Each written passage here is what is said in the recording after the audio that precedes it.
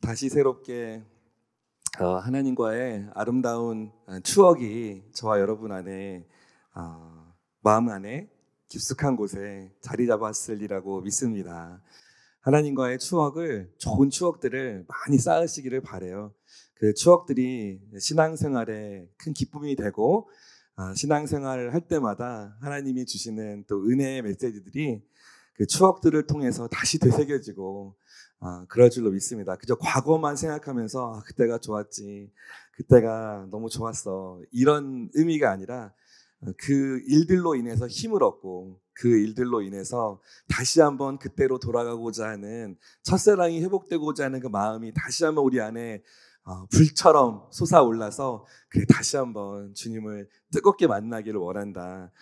그런 고백들이 저와 여러분에게 있기를 바라고, 이번 다시 새롭게 우리 수련회 한 장면 한 장면들이 떠올려지면은 아주 행복하고 기쁘고 또 하나님이 주신 뜨거운 마음이 다시 한번 생각나는 그런 시간들이 되기를 바랍니다. 그래서 우리에게 이런 추억을 주셨음을 감사할 뿐만 아니라 그런 추억을 주신 하나님을 또 더 사모하게 되고, 또 그때 많이 나누었던 성령님의 임재를 또 더 계속해서 갈망하고, 또 그 은혜를 통하여서 우리에게 새로운 일들을 행하실 주님을 기대하는 저와 여러분이 되기를 정말 소망해요. 우리에게 필요한 것은 다른 지식과 지혜가 아니라 하나님을 향한 갈망과 하나님이 주시는 영감, 이것이 우리에게 가장 필요할 줄로 믿습니다. 오늘 시편 말씀을 통해서 하나님에게 또 새로운 영감을 저와 여러분에게 부어주실 텐데요. 그것이 그저 한번 듣고 흘려 버려지는 것이 아니라 내 안에서 계속 맴돌아서 하나님을 사모함으로 새롭게 주님을 바라볼 수 있기를 진심으로 소망해요. 자, 하나님이 창조하신 이 세계는 보이는 것과 보이지 않는 것으로 나눠질 수 있어요. 우리는 주로 보이는 것에만 좀 집중하게 되지만, 하나님이 창조하신 이 세상의 모든 만물들은 보이는 실제와 보이지 않는 실제 두 종류로 나눌 수 있습니다. 우리가 만지고 느끼고 냄새 맡고 할 수 있는 것은 당연히 보이는 실제죠. 그런데 분명한 것은 보이진 않지만 너무나 당연하게 실제하는, 존재하는 것이 있다라는 거예요. 나무를 예를 들어보면, 나무는 우리가 보기에도 너무 명확하게 줄기가 보이고 가지가 보이고 열매가 보이지 않습니까? 이것은 보이는 실제죠. 그런데 그 나무가 자라나게 하고 열매를 맺게 하는 이 무엇인가는 보이잖아요. 그게 무엇이냐면 바로 생명입니다. 생명은 우리의 눈에는 보이지 않지만 반드시 실제하죠. 생명이 존재하지 않는다면 나무가 자라고 열매를 맺을 수 없을 테니까요. 이스라엘 백성들이 광야에서 40년 동안 하나님의 기적을 보았습니다. 그 보여지는 것이, 그 기적이 실제였다면 보이지 않지만 더 분명하게 실제하는 것은 그 기적을 일으키신 하나님이셨던 거죠. 하나님이 우리에게 보이는 실제와 보이지 않는 실제 두 가지를 늘 만나게 하십니다. 눈에 보이고 느껴지고 만져지는 것이 우리에게는 더 중요하게 여겨질 때가 있지만, 오히려 눈에 보이지 않는 것이 더 가치 있고 더 중요할 때가 많아요. 조금 전에 말씀드린 생명이 그렇고요, 우리의 마음이 그렇고요, 또 저와 여러분의 인격이 그렇고요, 또 사랑이 그렇고요, 그리고 하나님이 그렇죠. 저는 저와 여러분이 보이는 실제들보다 보이지 않는 실제에 더 많은 관심을 기울이고, 보이지 않는 실제를 통해서 보이는 실제들을 재해석할 수 있는 저와 여러분이 되기를 진심으로 소망합니다. 사실 보이는 실제에 대해서는 우리가 믿음이라는 단어를 쓸 이유가 없어요. 그냥 보이는 대로 보면 되니까요. 그냥 느끼고 감각하고 그 만져지는 대로 반응하면 그만입니다. 사람 사이에서도 보이는 실제를 만날 때는 다른 것이 필요 없어요. 그냥 목적대로만 그 보이는 실제를 대하면 돼요. 예를 들면 의사와 환자의 만남은 치료가 목적이죠. 그 목적대로 두 대상이 서로 만나면 됩니다. 상점의 주인과 손님은 물건을 사고 파는 게 목적이죠. 그 목적대로 만나면 돼요. 이 보이는 실제 간의 만남에는 다른 것이 필요 없습니다. 필요에 따라서 그 목적만 달성되면 됩니다. 하지만 우리가 보이지 않는 어떤 실제를 대할 때는 비록 보이지는 않지만 분명하게 존재하기 때문에 우리가 믿음을 써야 된다는 거예요. 그렇지 않으면 볼 수 없고 느낄 수 없고 만날 수 없죠. 이 믿음이라는 통로를 통해서만 보이지 않는 실제를 대할 수 있는 것입니다.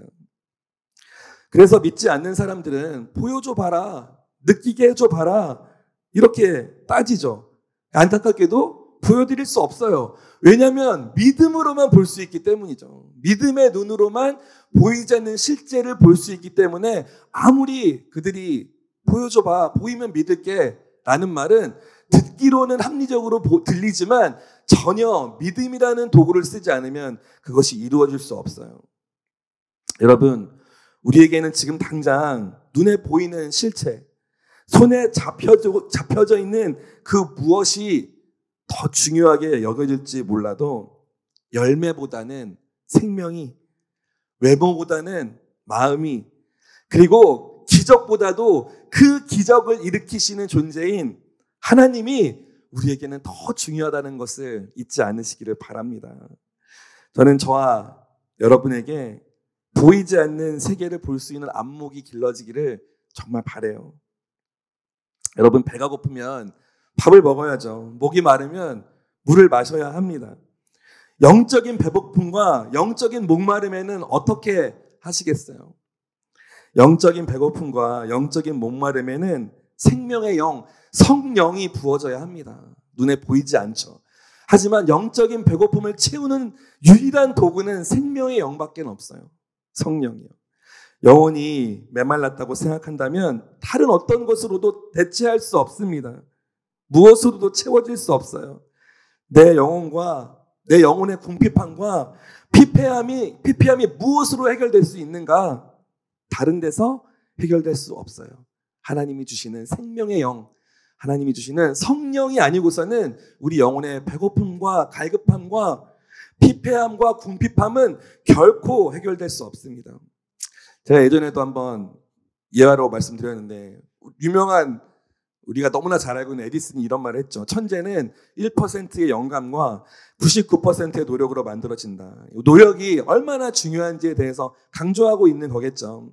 맞아요. 우리가 무언가를 이루기 위해서 노력이라는 것이 얼마나 중요한지는 뭐 얘기하지 않아도 우리가 너무 어릴 때부터 너무나 많이 들어왔죠. 노력하는 만큼 대가가 주어지는 것은 당연합니다. 노력도 하지 않고 좋은 대가를 바라는 것은 나쁜 사람이죠. 그런데 제가 이 말씀을 드리고자 하는 이유는 뭐냐면요. 그 노력을 가능하게 하는 1%는 또한 얼마나 중요한지를 말하고 싶어요. 총량으로는 1%밖에 안 되지만 그 1%가 99%의 노력을 좌지우지할 수 있습니다. 노력을 쏟아 부어야 할 바로 그것에 99%의 노력을 쏟아붓게 만드는 바로 그것이 바로 1%의 영감일 수 있다는 거예요. 여러분, 노력을 했지만 열심히 무언가를 했지만 애썼지만 생각했던 것과 다른 결과를 얻을 때 있지 않습니까? 그리고 우리가 노력한 대로 결과를 얻지 못했을 때 우리는 스스로의 부족함을 탓하죠. 그리고 스스로가 부족했다고 인정하죠. 아무리 노력했다고 해도 결론이 좋지 않으면 결과의 열매가 생각했던 것만큼 얻어지지 않으면 결국 저와 여러분은 나를 탓하는 것이 익숙해져 있어요. 그렇게 우리는 살아왔습니다. 그런데 여러분, 무작정 노력했다고, 노력만 한다고 원하는 것을 얻을 수 있는 것은 아니에요. 속도보다는 방향이 중요하게 있는 것처럼 노력보다 중요한 것은 정말 노력해야 할 그 자리에 내가 나의 노력과 힘을 쏟아 부었냐라는 거죠. 그래서 중요한 것이 그 노력이 빛을 바라게 만들어줄 1%의 영감이라는 것입니다. 이 말에 얼마나 동의가 될지 모르겠어요. 99%의 노력이 얻을 수 있는 그 결실에 1%의 영감이 얼마나 중요한 역할을 하고 있는지에 대해서 여러분, 여러분의 미래를 위해서, 여러분의 어떤 목표와 목적을 위해서, 여러분의 삶의 무언가를 위해서 열심히 달리고 계시죠? 열심히 노력하고 계시죠? 그런데 그 노력이 헛되지 않기 위해서는 그 1%의 영감에 대해서도 여러분 주의를 기울이셔야 합니다. 그리고 그 노력이 계속해서 나에게 스스로를 부정하고 부인하고 내가 노력이 부족했어, 내가 노력하지 않았어 라는 결론으로 맺어지지 않기 위해서는 그 1%의 영감이 너무 필요하고 중요해요. 여러분에게 하나님이 주시는 그 1%의 영감으로 여러분이 쏟아 부을 수 있는 노력이 그 자리에 쏟아 부어지기를 정말 소망합니다. 그 1%의 영감은 어디서 얻을 수 있는 것인가? 하나님의 영으로 얻어야죠. 그리고 어느 곳에서 얻을 수 있는가? 바로 예배의 자리에서 얻어야죠. 기름 부음의 자리에서 얻어야죠. 하나님을 알게 하고 소망을 찾게 하고 내가 진정으로 노력을 쏟아 부어야 할 바로 그 자리에 대한 결론, 해답, 정답, 비전을 발견하기 위해서는 99%의 노력을 하기 이전에 1%, 그 99%의 노력이 가능하게 하는 1%의 영감을 찾는 자리, 하나님의 임재의 자리를 사모해야 함을 믿습니다. 그래서 기름 부음의 자리가 너무 중요한 것이에요. 여러분의 기도의 현장이 너무 중요한 것입니다. 아니, 여러분의 기도 자체가 너무 중요한 것이에요. 기도를 잃어버린 분들이 있습니까? 기도를 못하고 있는 분들이 있습니까? 기도의 양과 시간은 중요하지 않아요. 조금씩 하나님과 깊은 교제를 할 수 있는 그 시간들을 조금씩 늘려보시기를 바라요. 기도를 잃어버린 분들, 여러분의 호흡이 끊어졌다고 생각해 보십시오. 기도는 영혼의 호흡입니다. 기도 없이는 하나님과 교제를 할 수 없어요, 여러분. 기도의 시간을 잃어버리지 마시기를 바라요. 기도를 통해서 하나님이 주시는 그 영적인 감각, 그 영감에 대한 관심이 필요합니다. 영감이라는 것은 히브리어로 루아흐라고 해요. 이것은 영, 생명, 호흡으로 해석이 됩니다. 저 사람이 영감으로 충만하다라는 말은 저 사람이 하나님의 영에 사로잡혀 있다. 저 사람이 하나님의 생명으로 충만하다. 저 사람이 하나님과 더불어 호흡하는 사람이다 라고 해석할 수 있어요. 어느 시대, 어느 역사를 막론하고 모든 인류에게 빛을 비춰주었던 사람들은 영감을 추구했던 사람입니다. 그리고 영감을 가진 사람들이었어요. 그 시대를 이끌어갔던 모든 리더십들에게는 영감이 있었습니다. 그리고 그 영감을 사모했고 영감을 추구했어요. 인류의 역사가 절망 속에 빠져 있을 때를 생각해 보면 떠올리기가 쉬울 거예요. 그 절망의 강을 뛰어넘게 했던 사람들도 영감에 가득 찬 사람들이었습니다. 한 가지 예만 들어볼게요. BC 586년에 남유다가 망해요. 먼저 남유다, 예루살렘이 멸망하면서 예루살렘 백성들이 바벨론의 포로로 끌려가죠. 노예 생활을 하던 예루살렘 백성들에게 영감에 가득 찬 바로 이 사람, 이사야라는 선지자가 이렇게 외칩니다. 이사야서 48장 18절부터 21절까지의 말씀을 좀 보여주세요. 지나간 일들을 기억하지 말라. 과거에 연연하지 말라. 보라, 내가 새 일을 하고 있다. 이제 막 솟아나고 있는데 너희는 느끼지 못하느냐? 내가 광야에 길을 내고 사막에 강을 만들고 있다. 들짐승과 자칼과 부엉이가 나를 공경하고 있다. 내가 광야에 물을 대고 사막에 강을 만들어서 내가 택한 백성들이 마시게 할 것이기 때문이다. 이 백성들은 나를 찬양하게 하려고 내가 손수 만든 사람들이다. 이사야 선지자가 하나님께로부터 받은 음성으로, 하나님께로부터 받은 영감으로 노예 생활을 하고 있는 바벨론의 이스라엘 백성들에게 이렇게 선포하고 있는 거예요. 바로 우리 수련의 주제 말씀입니다. 바로 이사야 선지자는 다시 새롭게 시작되고 있다. 하나님의 일이 라고 선포하는 거예요. 인류 역사의 절망의 강을 건너고 있을 때 그들 앞에 서서 하나님의 음성을 들려주었던 하나님의 사람들의 대부분, 아니 전부는 하나님의 영감으로 가득 차 있었던 사람들이었어요. 하나님의 영감으로 가득 차 있는 사람들을 하나님은 결국 쓰십니다.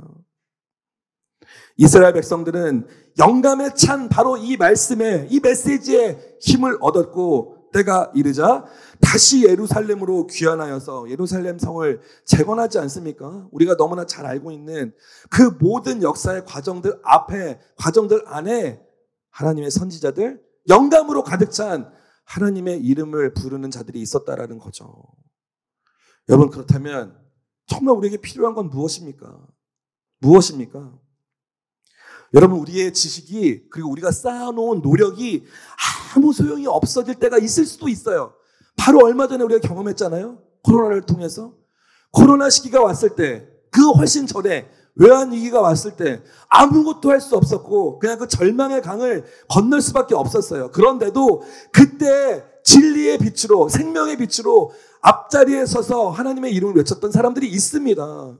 소망의 외침을 불렀던 사람들이 있어요. 이사야 선지자처럼. 지나간 일들, 그리고 지금에 벌어지는 이 현상들을 기억하지 마라. 과거에 연연하지 마라. 하나님이 새 일을 행하고 있다. 이제 막 그 일들이 일어나고 있는데 느껴지지 않느냐? 내가 광야의 길을 내고 있다. 사막의 강을 내고 있다. 여러분, 저는 정말 여러분들이 드리는 이 말씀에 마음을 잘 열어주시기를 바라요. 제가 언제까지 여러분에게 하나님의 하나님의 음성과 하나님의 메시지를 전달해 드릴 수 있을지 모르겠지만, 오늘 설교 너무 좋았어요.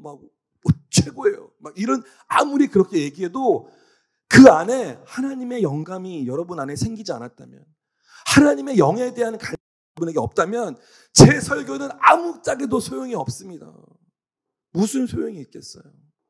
여러분이 지식이 높아지고 여러분의 재정이 탄탄해지고 여러분의 미래가 너무 밝아지는 어떤 자리에 있다 해도 여러분에게 하나님의 영이 없다면, 여러분에게 하나님의 영감이 사라져지고 있다면 아무 소용없어요. 적어도 크리스찬이라면. 크리스찬이기를 포기했다면 어쩔 수 없습니다. 이런 말이 의미가 없죠. 그런데 여러분이 정말 하나님의 사람으로, 그리고 하나님이 주시는 생명으로, 하나님이 주시는 영으로 살아가기를 소망하는 사람들이 있다면 여러분의 가장 첫 번째 기도 제목에는요, 하나님의 영이 날마다 나와 함께 하시기를 소망합니다라는 기도가 첫 번째 기도 제목이 돼야 돼요. 하나님, 나에게 영감을 주세요. 이사야 선지자가 바벨론의 포로로 끌려갔던 이스라엘 백성들에게 아무도 기대하지 않았던 하나님의 말씀을 대언할 수 있었던 것은 그에게 하나님의 영감이 있었기 때문입니다. 그거 말고는 없어요. 이사야가 뭘 알아서 망해버린 나라에 망해버린 백성들에게 그런 말을 했겠습니까? 뭘 안다고. 그저 긍정의 힘, 적극적 사고방식, 그걸로만 했을까요? 여러분, 긍정의 힘과 적극적 사고방식도 어느 정도는 힘을 내서 여러분들을 이끌어낼 수 있어요. 동기부여가 가능해요. 하지만 시간 제한이 있습니다. 한계가 있어요. 하나님의 영이 역사하지 않는다면 그 한계선을 뛰어넘지 못합니다. 임계점을 넘어가지 못해요. 간절히 소망합니다. 하나님께 소망하고 여러분에게 권면하고 도전해요. 여러분, 이 말을 잃어버리지 않기를, 이 말을 잊어버리지 않기를 바라요.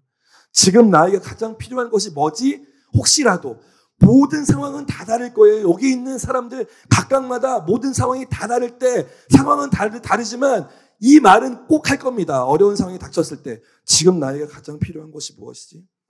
지금 나가 뭘 해야 되지? 지금 나에게 필요한 게 무엇이지? 라는 질문이 던져질 때 여러분의 대답은 하나님의 영이 필요하다여야만 해요. 네? 그게 직장의 문제든 학업의 문제든 가족의 문제든 누군가와의 관계의 문제든 교회 안에서의 힘든 일이든 무엇인지 어려운 것이 있을 때 상관없어요. 그 어려움의 제목이 무엇인가는 중요하지 않아요. 그럴 때 만약에 여러분의 입술을 통해서 여러분의 생각에 지금 내가 무엇을 해야 되지? 지금 나에게 필요한 것은 무엇이지? 잊지 마세요. 하나님의 영. 여러분이 질문하고 여러분이 대답해야 됩니다. 지금 나에게 필요한 것은 무엇이지? 하나님의 영이구나. 아무것도 라고 말하진 않겠어요. 필요한 것들이 있을 거예요. 하지만 첫 번째 하나님의 영이 필요합니다. 성령이 필요해요. 그래야 그 다음에 실질적으로 필요한 것들을 알려주실 거예요. 그 성령으로, 그 생명의 능력으로. 이런 사람을 만나야 될 것 같아. 이걸 공부해야 될 것 같아. 이걸 알아봐야 될 것 같아. 하나님의 영, 성령이 먼저입니다. 기억하시길 바라요. 하나님에 대한 관심과 그 영적인 감각, 그리고 여러분의 성숙한 신뢰, 우리가 가져야 할 것은요, 여러분, 더 많은 지식, 여러분에게 이런 말이 어떻게 들릴지 모르겠지만 지금 살아가는 데 있어서 여러분의 지식은 충분하다고 저는 생각해요.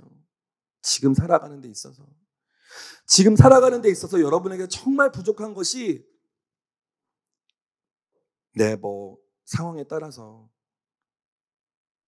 마음의 어떠함일 수도 있고 재정의 어떠한 것일 수도 있고 그리고 지적인 어떤 것일 수도 있고 관계의 어떤 것일 수도 있고 이게 너무 필요해요. 너무 필요해요. 하지만 제 생각에는 그것보다도 하나님에 대한 관심과 하나님에 대한 감각, 여러분에게 정말 필요한 것은 그것이 아닐까요? 그것이 여러분을 살리기 때문이죠. 저와 여러분을 살리기 때문이에요. 그리고 어떤 상황에서도 흔들리지 않는 성숙한 믿음. 그 1%의 영감이 99%의 노력을 감당할 수 있게 한다고 저는 믿습니다. 자, 그렇다면 인생에 대한 해답은 이미 우리 손에 있는 것이나 다름이 없습니다. 무엇을 통해서 인생에 대한 해답을 얻을 수 있는지에 대한 것을 알고 있으니까요. 여러분, 자물쇠를 열 때 필요한 거는 마스터키 아니겠어요? 마스터키가 있으면 이미 열린 거나 다름없잖아요. 그렇죠? 우리에게 마스터키만 있으면 아무리 잠겨 있어도 난 이미 열 수 있어. 열릴 수 있는 키가 있는데 인생에 대한 해답은 이미 우리 손에 있는 거나 다름없어요. 어떤 상황이나 문제를 만나기 이전에 하나님을 먼저 찾고 구해야 할 뿐만 아니라 그 구하는 제목의 가장 중요한 것은 하나님, 주님의 영을 부어주세요. 성령을 부어주세요. 그래야 상황과 문제가 찾아왔을 때 이 상황에 대한 해석이 가능하고 그 상황에 대한 올바른 해결이 가능합니다. 여러분, 전전긍긍 하시기 이전에 하나님을 찾고 주님을 만나고 날마다 주님의 임재를 갈망하는 그런 저와 여러분이 되길 바라요. 여호와는 나의 빛이요 나의 구원이시니 내가 누구를 두려워하리요. 여호와는 내 생명의 능력이시니 내가 누구를 무서워하리요. 오늘 시편은 다윗의 시편입니다. 시편 150편 중에 많은 부분은 다윗이라는 예배자가 지은 시인데요. 제가 오늘 말씀의 제목을 당연함의 기준을 바꾸라라고 정했어요. 다윗은 어떤 당연한 상황에 대한 우리의 반응들, 어떤 상황에 대해서 우리가 할 수 있는 어떤 반응들에 대해서 상상하지 못했던 반응을 한 대표적인 인물이라고 저는 생각합니다. 그리고 누군가에게나 공감을 얻을 수 있는 어떤 수많은 상황들 속에서도 다윗은 다른 선택을 했어요. 누군가가 나를 화나게 했어요. 화내는 게 어찌 보면 당연하지 않아요? 누군가와 관계가 틀어졌어요. 말하지 않고 그 나의 정당함을 계속해서 밝히는 것이 너무 당연한 거 아니에요? 내가 어떤 불합리한 일을 당했어요. 그것을 정당한 것으로 해명해야 되는 게 당연한 거 아닙니까? 내가 어떠한 어려움에 처했어요. 그 어려움을 해결하기 위해서 막 애쓰고 노력해야 되는 게 당연한 거 아닌가요?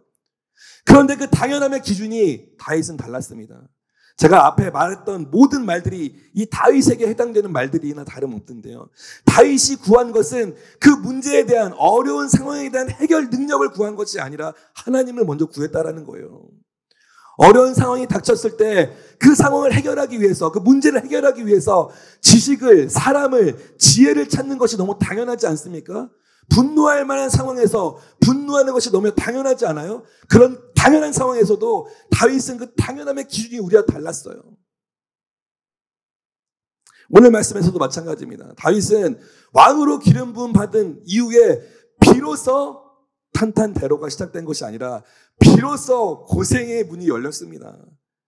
하나님이 정하여 왕으로 세울 사람이라는 기름 부음을 받았는데 그때부터 어려움과 힘든 나날들이 계속됐어요.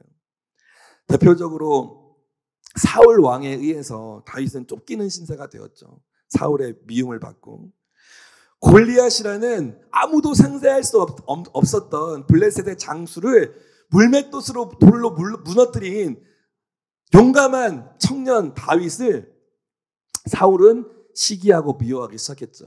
그리고 사울의 그 위협 앞에서 다윗은 견디지 못하고 도망을 치기 시작합니다. 이 도망을 치는 상황 안에서 불려진 수많은 시편의 노래들이 우리가 아는 시편에 담겨져 있는 많은 노래들이에요.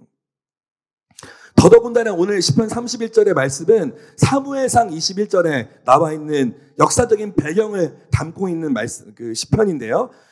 다윗의 인생에 가장 수치스러울 수 있는 장면이에요.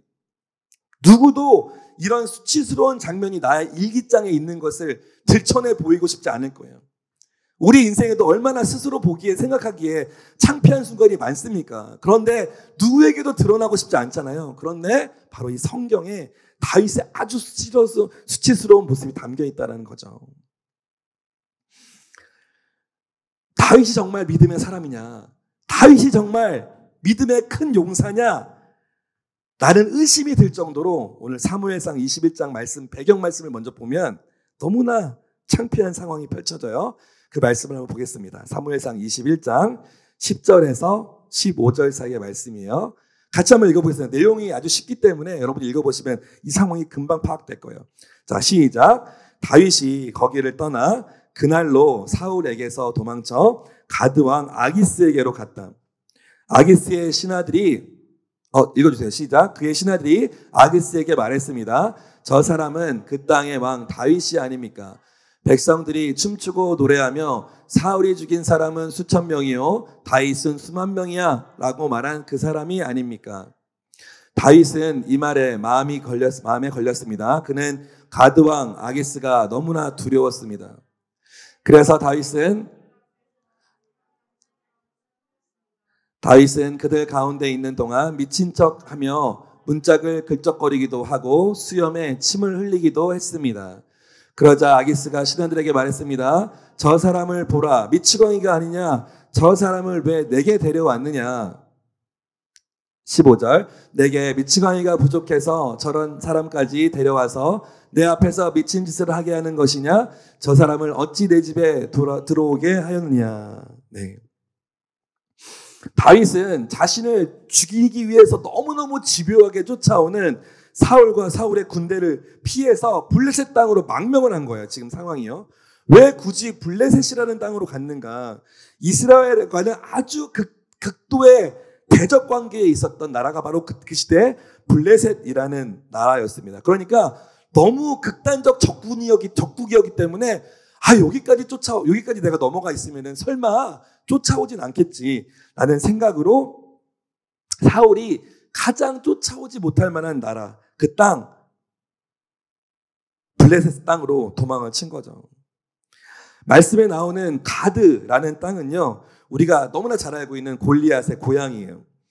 블레셋 사람들은 다윗을 보고 다윗은 어떻게든 살아보려고 블레셋 땅으로 이렇게 도망쳐 왔는데 블레셋 사람들이 다윗을 알아보고 말았어요. 저 사람이 우리의 영웅 골리앗을 죽인 다윗이다라고 들켜버린 거죠. 그래서 잡혀서 끌려가 블레셋의 왕인 아기스 앞에 끌려가게 됩니다. 블레셋의 국민 영웅, 블레셋의 가장 위대한 용사였던 골리앗을 죽인 장본인이 왕 앞에 끌려왔으니 다윗은 당연히 나 이제 죽었구나 라고 생각했겠죠. 나를 죽이려고 하는 사울 왕을 피해서 사울이 절대 올 수 없는 이 블레셋 땅으로 왔는데 이 이방 땅에서 이방 나라 사람들에게 내가 죽임을 당하게 됐구나 라는 상황이 펼쳐졌는데, 그때 다윗이 선택한 방법이 무엇이냐면 아무도 덤빌 수 없었던 골리앗에게 물맷돌로 골리앗을 물리쳤던 다윗답게 용맹하고 담대하게 그들에게 달려들어서 그들을 싸워서 물리치려 했던 것이 아니라 다윗이 선택한 방법은 미친 척을 한 거죠. 바보 연기를 한 거예요. 문짝으로 다가가서 아무 의미 없이 막 글자를 끄적이면서 뭐라고 했겠죠. 수염에 막 침을 질질질 흘리면서 눈도 이상하게 뜨고 막 헛소리를 하고, 도무지 곰과 싸워 이긴 소년 용사 다윗의 모습은 어디에도 간 곳이 어디에도 없고 골리앗을 물리친 큰 용사 다윗의 모습은 찾아볼 수 없었겠죠. 그렇게 행동을 하니까 블레셋의 그 아기스 왕이 너무 어이가 없는 거예요. 아니 우리나라에 미친 사람이 없어서 저런 놈까지 데려다가 나한테 데리고 왔냐? 라고 오히려 역정을 낸 거죠. 그래서 다윗이 블레셋 땅에서 쫓겨나게 된 것입니다. 쫓겨나면서 이제 목숨을 간신히 건진 거죠. 자신이 살아난 것에 대해서 감사하면서 오늘 시편 34편을 지은 거예요. 34편의 1절부터 3절까지 다시 한번 읽어볼게요. 뭐라고 하는지. 자, 이 창피한 상황에서 다윗이 뭐라고 하는지 한번 읽어보겠습니다. 34편 1절에서 3절이요. 자, 시작. 내가 항상 여호와를 찬양하겠습니다. 내 입에서 그분을 찬양하는 것이 끊어지지 않을 것입니다. 내 영혼이 여호와를 자랑할 것이니 겸손한 사람들이 듣고 기뻐할 것입니다. 오, 나와 함께 여호와께 영광을 돌립시다. 우리 함께 그분의 이름을 높입시다. 네. 저는 좀 이런 좀 창피한 상황을 제가 만약 겪게 되면 그냥 조용히 어디 숨어서 어딘가에 피해 있을 것 같은데 제가 생각하기에는 막 크게 찬양의 노래를 부른 것 같아요. 내가 항상 여호와를 찬양하겠습니다. 네. 이방 왕 앞에서 미친 척해서 겨우 목숨을 구원받은 것이 뭐가 자랑이라고 이렇게 크게 노래를 불렀는지는 모르겠지만 다윗의 마음은 그렇지 않았던 것 같아요. 네. 믿음의 용사하면 우리가 대표적으로 말할 수 있는 사람 다윗 아닙니까? 그런데 다윗도 늘 그렇게 용맹하게 자신의 믿음을 썼던 사람은 아니었던 것 같습니다. 자기의 목숨 하나 부지하려고, 자기의 목숨 하나 구해내려고 골리앗을 무찌를 때 그 용맹함은 어디 갔는지, 굳세고 당당했던 그 믿음은 어디 갔는지, 미친 척을 하며 그 위기를 모면해야 할 만큼 두려움에 가득 차 있었던 거죠. 그때의 다윗의 모습은 그랬던 거예요. 네. 다윗도 평생을 살면서 늘 용맹하고 늘 믿음이 단단하고 늘 하나님만을 높이고 찬양했던 사람이 아닐 수 있었다라는 거죠. 순간순간의 위기 앞에서는 우리와 다를 바 없는 그저 평범한 사람이었던 겁니다. 다윗도 이랬다라는 것이 우리에게는 조금이나마 위안이 되진 않나요? 그 상황을 모면한 다윗이 이제 4절에서 6절까지의 노래로 또 하나님을 찬양합니다. 4절에서 6절이요. 시작. 내가 여호와를 찾으니 그분이 내게 응답하셨고 내 모든 두려움에서 나를 건져내셨습니다. 주를 바라보는 사람들은 밝게 빛났고 그 얼굴이 결코 수치로 얼룩지지 않았습니다. 이 불쌍한 사람이 부르짖으니 여호와께서 들으시고 그 모든 괴로움에서 구원하셨습니다. 사무엘서에는 나오지 않아요. 하지만 이 시편에는 내가 여호와를 찾으니 그분이 내게 응답하셨다라고 고백하고 있죠. 즉 기도에 응답하셨다라는 고백이 있는 거예요. 두려움 속에서 나를 건져내셨습니다. 수치로 얼룩지지 않게 하셨습니다. 여호와께서 들으시고 구원하셨습니다. 라고 찬양하고 있어요. 네, 다윗이 이 위기를 극복하기 위해서 너무나 당연하지만 그 두려움 속에서 다윗은 간절히 기도했던 것 같아요. 이 상황을 어떻게 모면해야 합니까? 이 상황을 어떻게 헤쳐나가야 합니까? 그리고 다윗이 미친 척을 하고 바보짓을 했지만 그것도 역시나 하나님의 기도 응답이라고 생각할 수 있었을 것 같아요. 때로는 하나님이 우리를 굴욕의 자리에 인도하실 때가 있습니다. 한 번도 경험하지 못했던 창피스러움과 굴욕적인 상황이 우리 안에 놓여질 때가 있어요. 그리고 그런 상황을 한번 겪으면 우리는 얼마나 자존심이 상해집니까? 그리고 얼마나 자존감이 낮아져요? 그리고 얼마나 내가 이 정도밖에 안 되나? 라는 절망 속에 빠지게 됩니까? 그래서 그저 우울함으로 슬픔으로 시간들을 보낼 수 있게 되죠. 그런데 더할 나위 없이 창피한 상황을 당했던 이 다윗은요, 우울할 틈이 없었어요. 절망할 틈도 없었습니다. 그 굴욕적인 시간을 보냈음에도 불구하고 쫓겨나자마자 내가 항상 여호와를 찬양할 것입니다 라는 노래를 부르고 있죠. 당연함에 대한 다른 반응을 보이고 있어요. 다윗은 당연함의 기준이 우리가 달랐던 거예요. 충분히 절망할 수 있는 상황, 충분히 자존감이 낮아질 수 있는 상황, 충분히 우울함에 빠질 수 있는 상황에서도 다윗은 노래를 했던 겁니다. 그런데 저는 한 가지 궁금한 게 있어요. 이게 그저 다윗의 의지였을까요? 그저 다윗의 어떤 믿음이었을까요? 그저? 저는 그렇게 생각하지 않아요. 다윗 안에는 충만한 하나님의 영이 함께 했을 거라고 저는 믿습니다. 그렇지 않고서는 이게 해석이 안 돼요.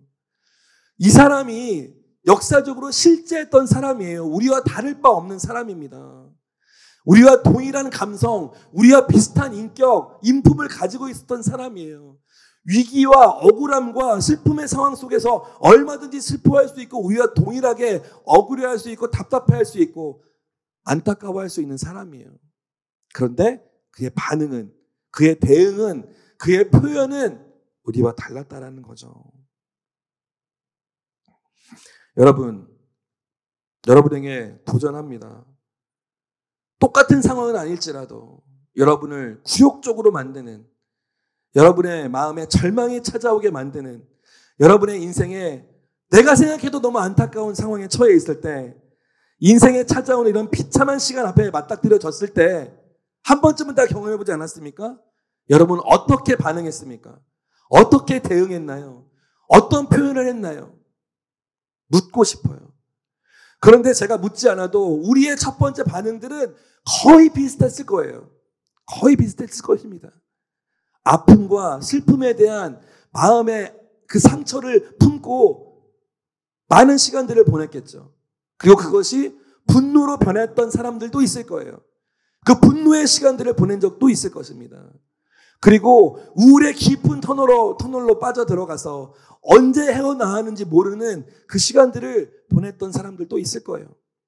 그런데 여러분의 기도가, 여러분의 마음 안에 하나님의 영이 충만하게 준비되고 예비되어 있었다면, 그렇다면 여러분의 그 상황은 하나님을 찬양하고 노래하는 새로운 노래와 찬양으로 바뀌었을 거예요. 저는 그렇게 믿어요. 그래서 여러분 안에 하나님의 영이, 성령이 날마다 여러분 안에 담겨 있어야 합니다.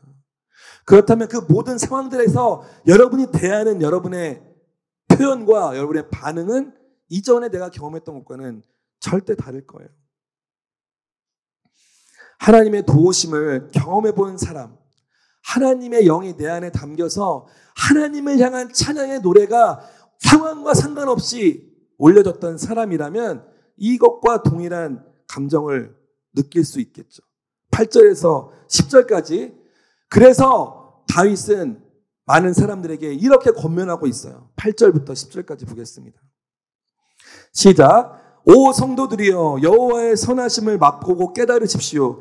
주를 믿는 사람은 복이 있습니다. 오 성도들이여, 여호와를 경외하십시오. 여호와를 경외하는 사람들에게는 부족한 것이 없습니다. 젊은 사자들이라도 힘이 없고 굶주릴 수 있지만 여호와를 찾는 사람들은 좋은 것이 부족할 리 없습니다. 아멘. 젊은 사자라도 힘이 없을 수 있고 굶주릴 수 있죠. 당연하죠.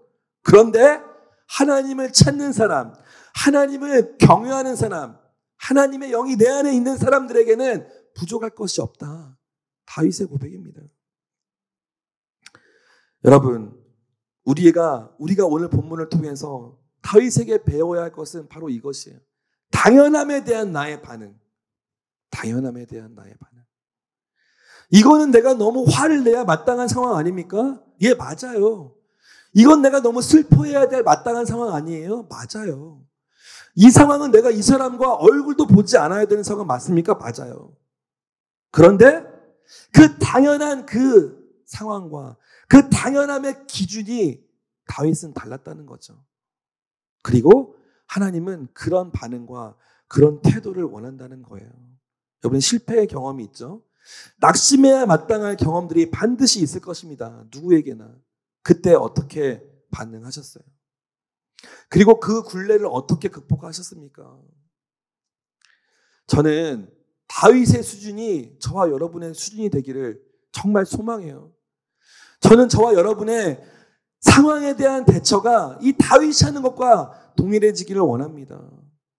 그럴 때 하나님이 그 일을 기뻐하시고 그렇게 하는 사람들을 사용하실 줄로 믿어요. 왜냐하면 그렇게 할 수 있는 사람들은 어떠한 상황에서도 동일하게 반응할 것이기 때문입니다. 여러분, 상황 때문이 아니에요. 어려움 때문이 아닙니다. 고난 때문이 아니에요. 우리의 마음의 상태 때문이에요. 우리의 생각 때문입니다. 우리의 태도 때문이에요. 그런데 우리의 생각과 우리의 마음과 우리의 태도가 하나님의 영으로 채워져 있다면, 하나님의 영에 의해서 인도받을 수 있다면 그것은 그날부터는 다른 반응과 다른 표현이 나올 거라고 믿습니다. 요셉이 그러했고 다윗이 그러했어요. 성경에 남아있는 위대한 하나님의 사람들은 모두가 그렇게 했습니다. 하지만 동일한 실수를 저질렀어요. 동일한 상황 속에서 동일한 인간적인 모습을 보였던 적도 있습니다. 우리와 다를 바가 전혀 없어요. 그런데 이들에게는 하나님의 영을 사모하고 하나님과 동행하기를 원하는 소망과 사모함이 늘 이들의 입술에 있었던 거죠. 저는 여러분의 인생을 놓고 여러분들이 정말 절실하게 기도하는 사람들이 되었으면 좋겠어요. 여러분의 인생을 놓고요. 그저 소원을 성취하고 문제를 해결하기 위한 기도가 아니라 여러분의 인생 지금부터 시작해서 앞으로 30년, 40년을 놓고 기도할 수 있는 저와 여러분이 되기를 진심으로 바라는데요. 그 기도의 중심에 하나님, 내가 30년, 40년 살아가는 동안 하나님의 영이 내 안에 충만하기를 소망한다는 이 기도의 제목이 여러분 안에 가득했으면 좋겠습니다. 내가 어려움 당할 때 하나님 문제를 해결할 수 있는 지혜를 주세요. 내가 어려움 당할 때 나를 도와줄 수 있는 사람들을 만나게 해주세요. 내가 고난의 상황 속에서 그 고난의 상황을 헤쳐나갈 수 있는 지식을 주세요. 이런 케이스 바이 케이스의 기도가 아니라 여러분 10년 뒤를 예비할 수 있는 기도, 20년 뒤를 준비할 수 있는 기도, 30년 뒤를 내다볼 수 있는 기도가 저와 여러분의 기도 안에 있었으면 좋겠어요. 그런데 그 기도는요, 여러분, 마치 예지력이 있는 어떤 사람들처럼 무언가를 예언하고 무언가를 예측하는 것이 아니에요. 하나님의 영 성령이 함께 한다면 그것은 그때 맞닥뜨려졌을 때 어떻게 지혜롭게 대처할 수 있는지 바로바로 여러분의 대처와 여러분의 표현이 달라질 것입니다. 저는 그렇게 믿어요. 10년을 하나님의 영과 동행하면서 기도했던 사람, 10년 뒤에 어려운 상황이 맞닥뜨려졌을 때 그때도 지금처럼 막 안절부절 전전긍긍하면서 하나님 어떻게 합니까? 지혜를 주세요. 날 도와주세요. 이렇게 할까요? 절대 그렇지 않을 거예요. 마치 그 상황을 기다렸던 것처럼, 마치 그 상황을 예측했던 것처럼, 마치 그 상황 안에 있었던 사람인 것처럼 다윗처럼 오히려 하나님을 찬양할 거예요. 이 상황을 통해서 나를 사용하실 하나님 찬양합니다. 이 상황 속에서 나에게 어떠한 지식이 있는지, 나에게 어떠한 지혜가 있는지, 다른 사람들에게 이것은 내가 한 것이 아니라 하나님이 하신 것이라고 증거할 수 있는 사람으로 쓰게 해주심을 감사합니다라는 찬양을 하게 될 것입니다. 여러분 준비하십시오. 기도로. 여러분 대비하세요. 그 1%의 영감이 여러분에게 충만해졌을 때 여러분이 99%의 행동을 어디에 어떻게 해야 될지는 너무나 자명하게 답이 나올 것이라고 저는 믿습니다. 이게 필요합니다. 하나님의 영, 성령이 여러분과 날마다 동행할 수 있기를. 그것은 감정으로, 어떤 감각으로 여러분에게 성령의 임재가 왜 감각적으로 나타나지 않는가? 왜 감정적으로 터치가 되지 않는가? 중요하지 않아요. 그것은 분명히 그게 필요한 때 하나님이 주실 것입니다. 그런데 성령이 날마다 함께 하심을 여러분들이 갈망하고 여러분이 간구하는 그 마음 안에 성령은 이미 존재하고 계셔요. 우리 안에 갈망과 사모함이 있는가? 저는 여러분이 시편에 다윗이 불렀던 그 수많은 다윗의 노래들, 시편에 다윗이 불렀던 수많은 다윗의 노래들에는 어떤 상황이 있는가 여러 번 들어보셨을 거예요. 결코 다윗이 행복하고 평안하고 아주 해피한 상황에서 불렀던 시는 한 편도 없어요. 그런데 대부분의 다윗의 시에는 하나님을 찬양하고 하나님을 높여드리고 감사하는 시들로 수록합니다. 왜 그랬을까? 어떻게 그럴 수 있을까? 다윗이 위대해서? 맞아요. 위대한 건 맞죠. 그런데 다윗이 위대해지기까지 함께 하신 하나님, 그리고 그 위대해지는 것을 위대해지도록 보여지게 만드신 성령 하나님, 그분이 다윗 안에 있었기 때문이에요. 다른 것이 아닙니다. 자, 여러분 안에 이제는 두려움과 어려움과 고난과 힘든 상황이 이전과는 다른 해석으로 다가오기를 바랍니다. 내가 너무나 당연하게 이건 너무나 마땅하잖아 라고 말할 수 있고 그것이 합리적으로 이해가 됐던 모든 상황 속에서도 여러분 다른 반응, 다른 표현 해보시기를 바라요. 어거지로 하라는 것은 절대 아닙니다. 성령 하나님을 구하세요. 하나님이 주시는 그 영감, 하나님의 영, 하나님의 호흡, 하나님의 생명을 구하십시오.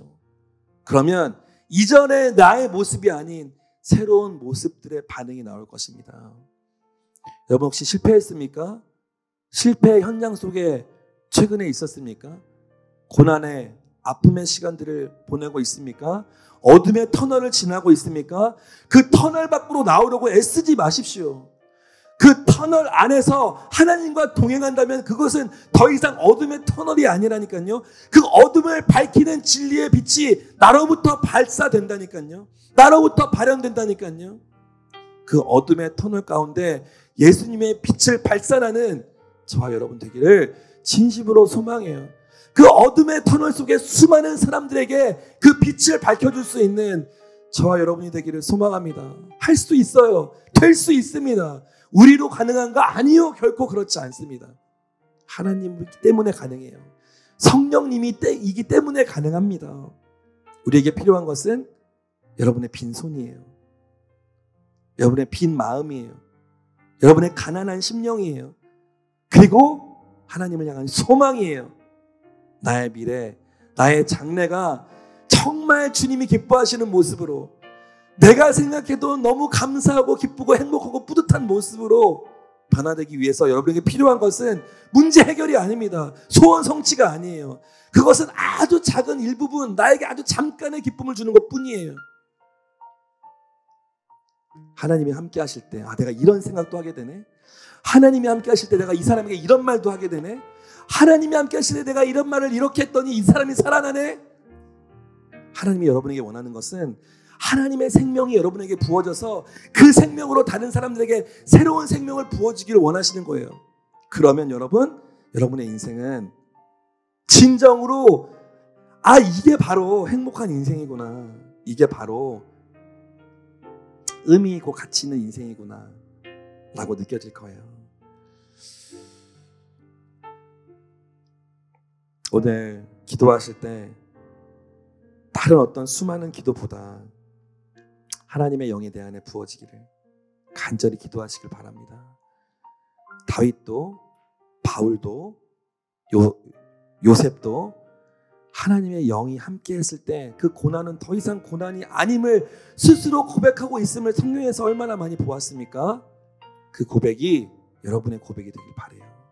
다윗의 수준까지, 요셉의 수준까지, 바울의 수준까지, 아니 하나님의 수준까지 도달할 수 있습니다. 하나님이 그렇게 만드셨고 하나님이 그렇게 하자 하세요. 그러면 우리는 그것을 더욱 소망하고 꿈꾸면서 하나님께 달려나가면 돼요. 그럼 하나님이 주셔요. 우리 이 찬양을 주님 앞에 함께 올려드리면서 함께 기도했으면 좋겠는데요. 아무것도 두려워 말라. 주 너의 하나님이 함께 하시니 놀라지 말라. 두려워 말라. 네, 여러분 성령의 능력으로 이 상황들을 보내고 있는 사람들, 이 시간들을 보내고 있는 사람들에게는 너무나 마땅한 고백입니다. 너무나 당연한 고백이에요. 무엇을 두려워하겠어요? 성령이 나와 함께 하시는데. 무엇을 고민하고 어려워하겠어요? 성령님이 그 일을 행하실 텐데. 이 찬양을 올려드리며 우리에게 새로운 믿음이 부어지길 바라고, 성령 하나님이 여러분에게 아주 적극적으로 그리고 너무나 깊이 더 깊이 여러분 안에 내주하시기를 간절히 소망합니다. 함께 찬양하겠습니다.